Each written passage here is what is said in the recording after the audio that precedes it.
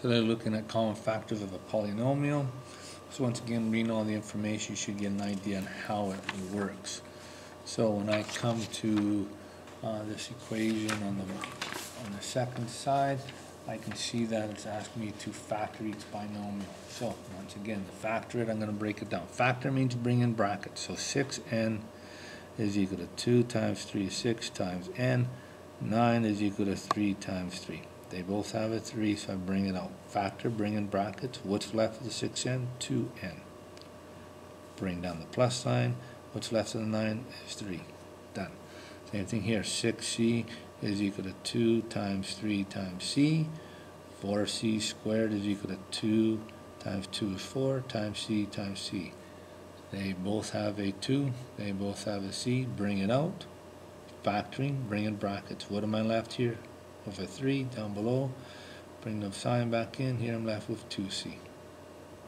Answer. Now once down here, we're going to factor again. So we always try to factor. Look for things that you can pull out, and that's the key. You're looking for things, because in grade 10 and 11 and 12, you're going to do the same thing. You're looking for things. So here, I can take 5 is equal to 5 times 1. 10g is equal to 5 times 2 times g. 5g is equal to 5 times g times g. What kind of, they all have a 5, so I bring it out. What's left? A 1. Left, bring the negative sign back. What's left? 2g.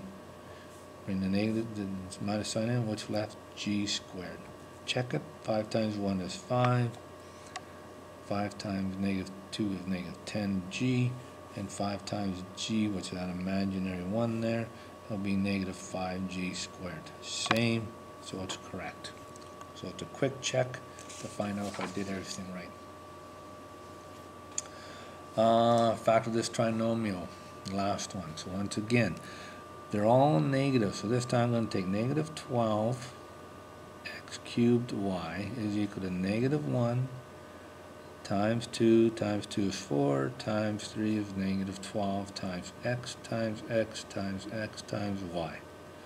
Negative 20 xy is equal to negative 1 times 2 is 4 times 5 gives me negative 20 times x times y times y. There's two of them.